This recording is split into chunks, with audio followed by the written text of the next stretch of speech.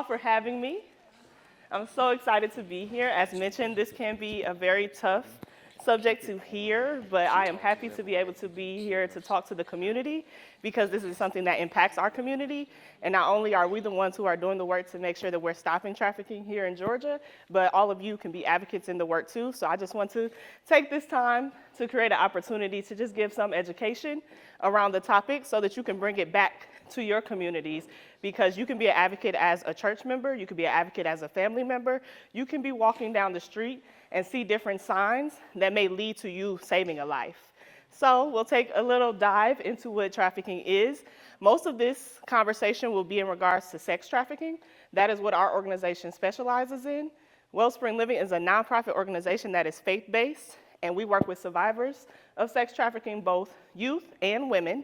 But we also work with the community and those who are at risk of trafficking, and we do that through healing, through our therapeutic services, education through our GED readiness, awareness programs, career readiness. We also do advocacy, so partnership is really important to us, and we also do it through living. We have 3 residential programs for our survivors, including 2 youth programs, because that is a great need here in Georgia, and we also have a women's program.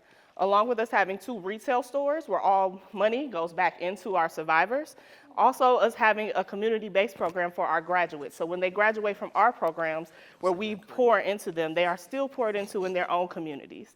So I'm so excited to speak with you. We'll be at the back table if you have any additional questions. It is so much that we can talk about, but we only have so much time, so I encourage you to take on opportunities to speak with us more. And the title of my presentation is Shine a Light, Empowering Communities to End Trafficking. Again, it's a very dark subject that often isn't talked about. A lot of people like to kind of keep it in the shadows. A lot of people do not believe it exists. And a lot of people have the wrong ideas of what it looks like. We all think of the movies. So you might have seen Taken, where there's an individual who's out in the country and they're taken from their trip, and then they are trafficked in that space.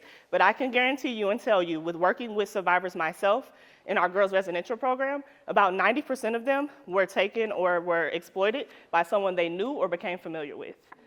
Some people's story is that they were kidnapped from their homes, or they were kidnapped from the mall, or you may have seen things online in regards to having a tissue in the door.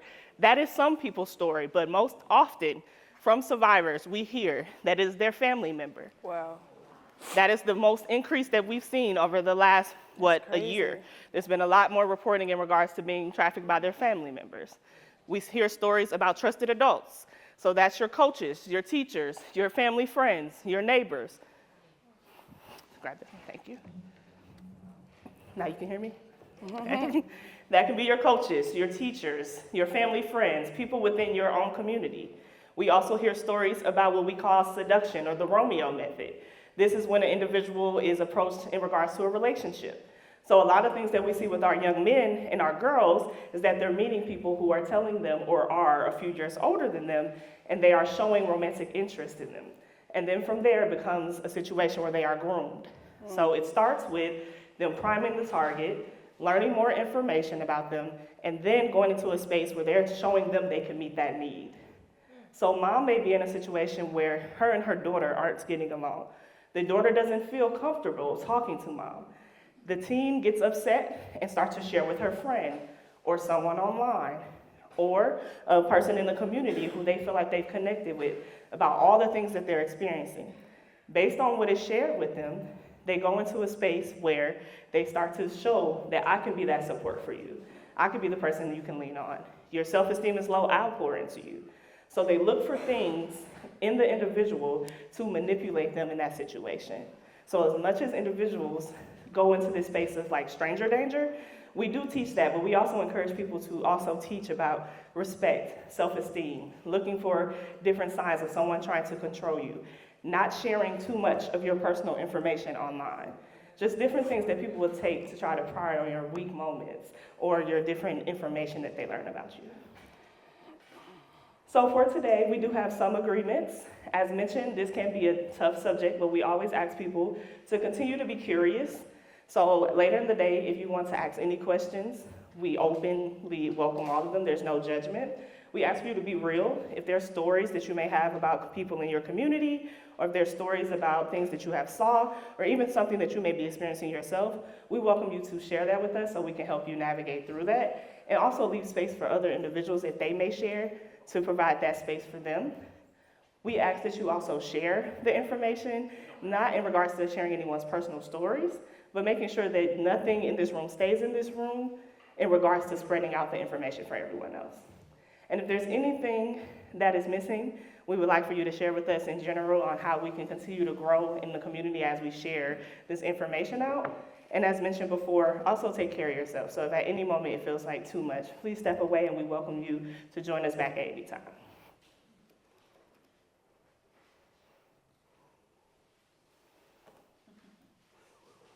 Which way?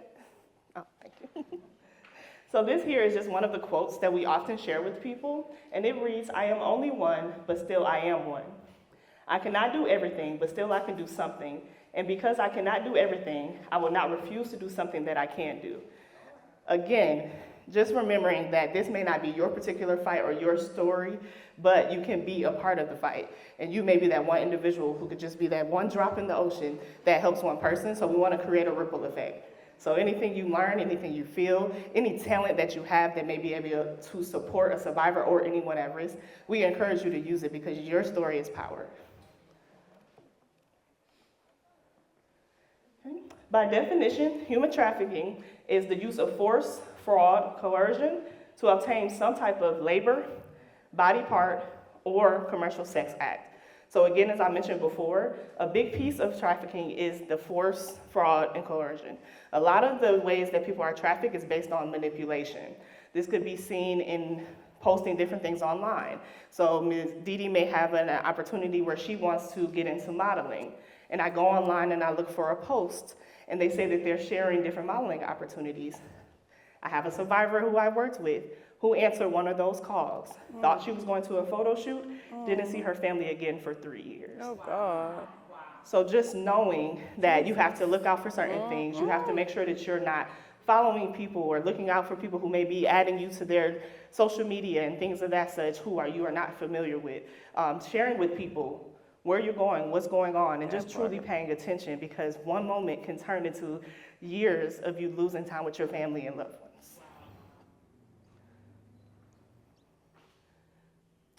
So while we're talking about this, this is a global issue.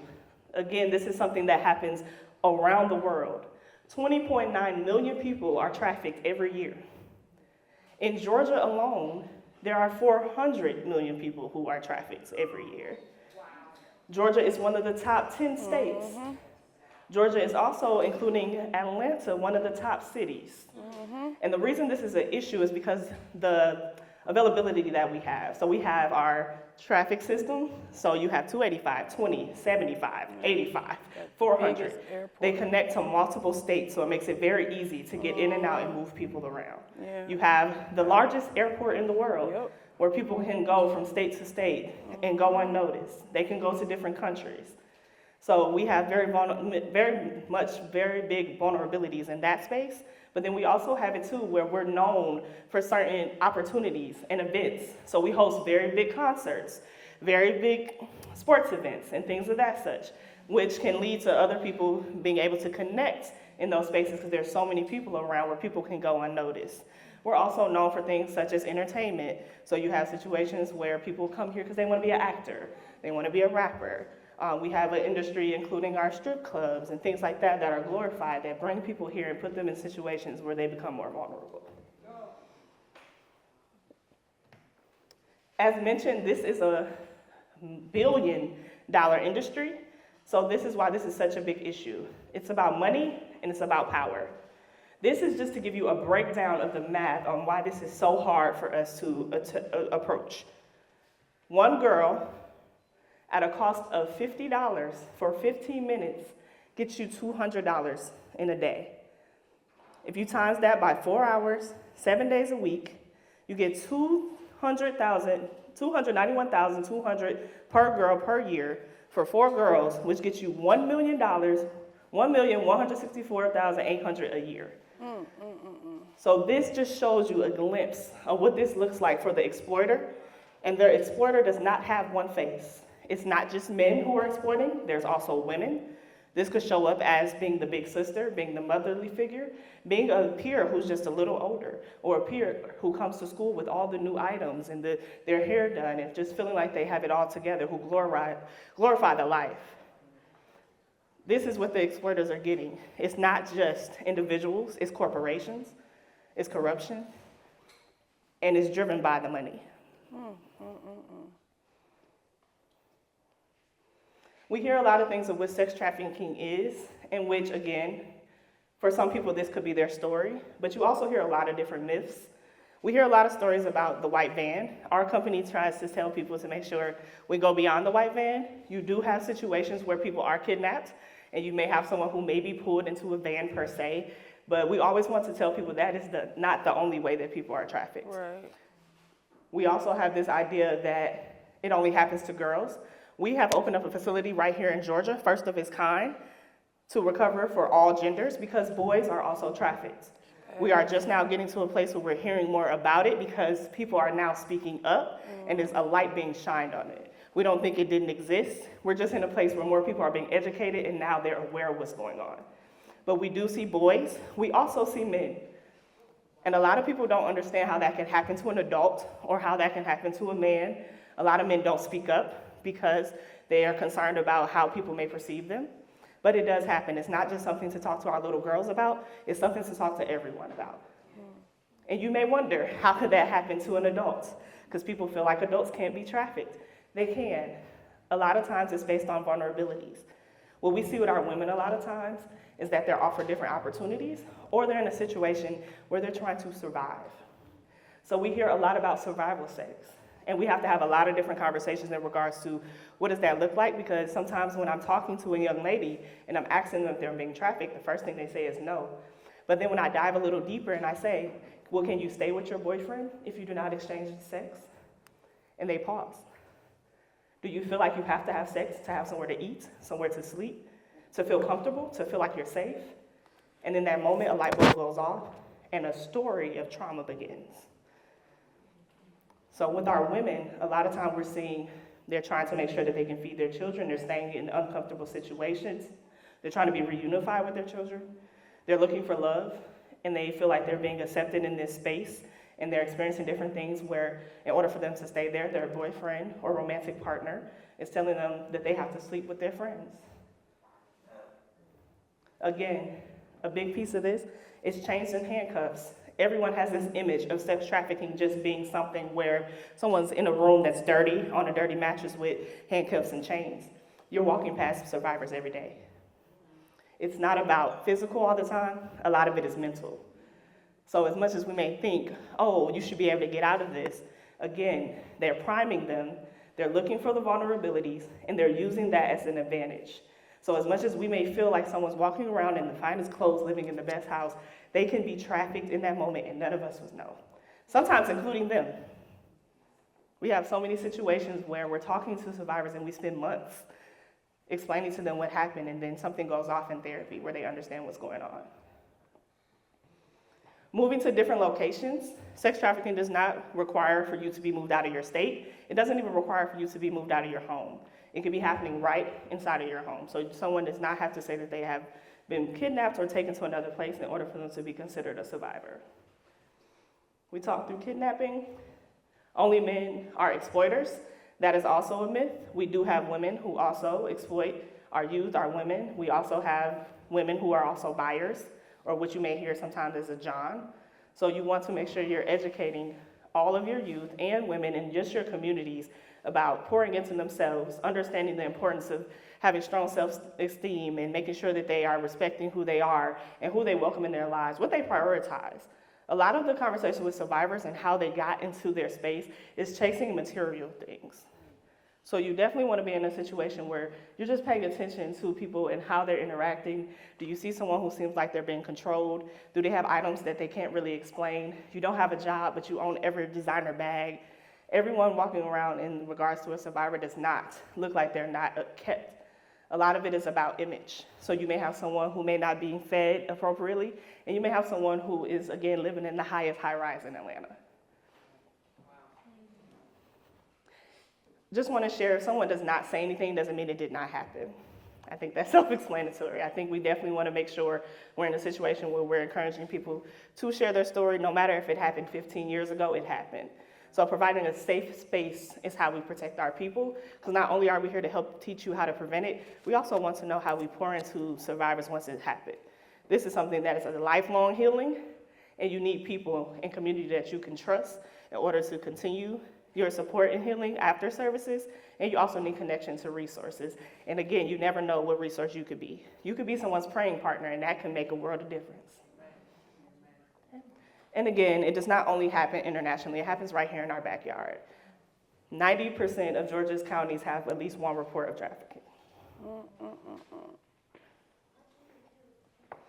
There is no one face of a person who could be trafficked. We do have some of our vulnerabilities that make it a higher chance or likelihood for them to be trafficked, and that includes our runaways. And unfortunately, what we see a lot of times for our Black and brown community is that they're labeled differently. So you may see something, I did a study before with a lady who was on a newscasting, and she actually realized it herself. Anytime a Caucasian girl would go missing, they would say, oh, she's been kidnapped. Anytime the Black or African American girl would go missing, oh, she's a runaway. And runaways are usually often received as some behavior concern or that they wanted to be away. But our runaways are usually running away from something. No matter if it's abuse or just being angry at their mom, there's something happening that we're not addressing. So looking at the why people run away rather than labeling them is something that we do in our organization to make sure we're pouring into people so they understand that every youth, every woman, every child, every man deserves to have someone looking for them. But because that particular population, along with also our homeless population, along with our people in justice systems, people who have history of dropping out, disabled, migrants, LGBTQIA populations, they are all in situations where a lot of times they don't have that community. So what the exploiter does is they look for people who they can easily connect with. So we have to wrap our arms around these people and make sure that they have the resources that they need so they're not so easily vulnerable. But again, I want to share, this is a population that's more likely or more at risk of being trafficked, but there's no face, there's no demographic status, there's no economic status that can keep someone from being trafficked. We've had girls come into our programs who are from wealthy families. We've also had girls from foster care. We've had girls who parents had very supportive homes, and it was just something that did not connect for that child, or they did not listen to their parent that led them to be separated. Thank you. So this just kind of explains on what it looks like for an exploiter to exploit someone, and a lot of it is about power and control. So a lot of what you see or hear about in regards to how people are trafficked is people utilizing their privilege. So maybe I have an opportunity that I can offer you, so I'm going to use that as an opportunity to lure you in and get you comfortable and make you think that I'm going to offer you a service. And when I get you comfortable, then it turns into a situation where now I'm going to exploit you. You also have people who use physical, sexual, and emotional abuse. It may be a situation on that's how they were put in a situation to be exploited, and that is also what they experienced during that time. So we have another method that we see a lot in our programs, which is peer recruitment. So this could be a 16-year-old girl recruiting another 16-year-old girl. And what people don't realize about that 16-year-old girl that they call the recruiter is that she's doing it because her story. So she may be in a situation where she's going to school every day because 90% of our participants were still in school when they were trafficked. She's going to school every day, and then it's a situation where one of her friends is coming with the nice items and telling her that she has met a nice young man and he has a nice friend, and we should go to this party, but she can't tell anybody because it's an exclusive party. And then from that situation, she goes to the party. Then she introduces herself to this male, starts hanging out with him, runs away from her home. Next thing you know, he's telling her to stay there. She has to sleep with one friend. One friend turns to 5 friends. And then the story continues for periods of time.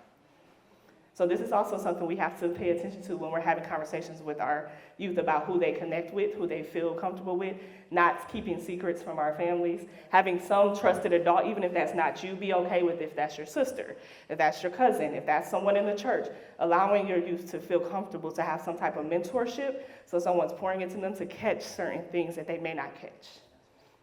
But with that peer recruitment, a lot of times it's because that girl is being told if she doesn't bring 3 girls, she's going to be hurt, or they're going to hurt her family, Wow. or she has to beat the other girls who don't get a certain amount of men in that day.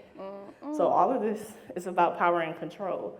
So not only do we pay attention to those who are exploited, we learn from those who actually exploit, we learn from the buyers, and we learn from the girls who recruit or the young men who recruit. Because if we don't know the whole picture, then we can't educate about it and we can't learn about it. And you have to talk to a buyer to understand what leads them to buy.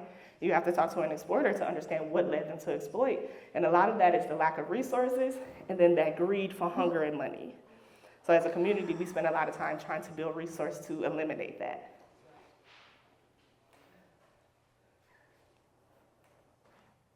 Did it again.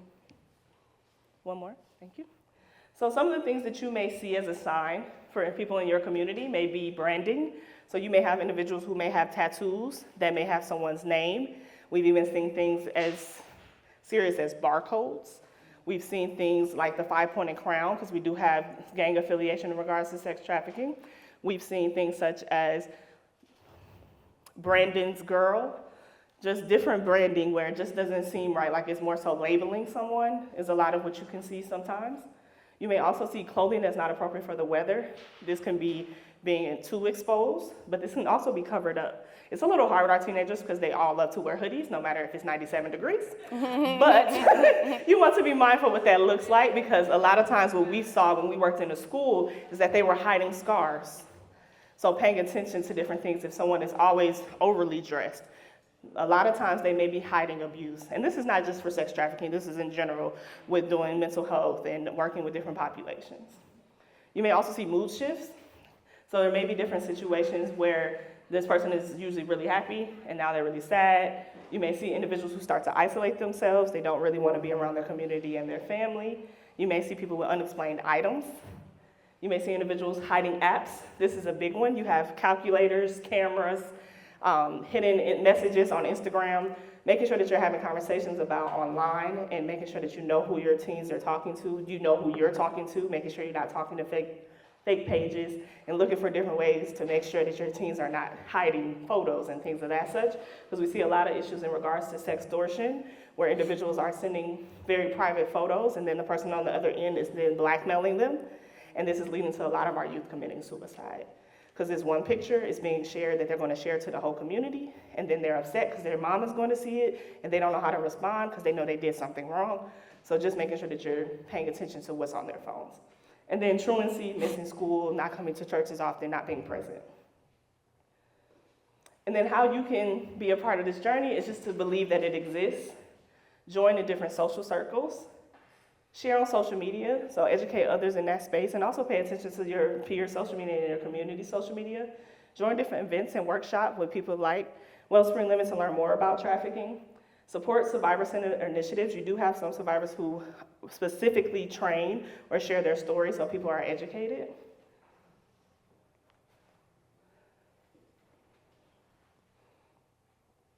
You can give to anti-trafficking organizations, so you do have the opportunity to volunteer your time or, of course, make donations. You can also, I'm sorry, I can't read that. Can't remember what it says. Advocate for an anti-trafficking organization, thank you. You could be a part of, I'm like, we know that, sure. You can join policy change, so we do have a lot of work happening here in Georgia in order to create policies to support survivors so they're not going to jail for certain things, and they're getting resources from things such as, people such as hotels to pay them back for not paying attention that they were being trafficked. You can join us in our prevention strategies, and you can also help us with providing support of your talents and resources. And last but not least, if you see something, say something. This is the way that you report. We can also share additional information at our table, but if you ever suspect that something's going on, you can call the hotline at 1-888-373-7888 or text 233-733 in that space. Or if you just Google human trafficking or sex trafficking, it'll give you multiple hotlines or even the information such as Wellspring Living. So I thank you so much for your time and my time. I know it's a lot of information, and we'll be at the back table to add anything else.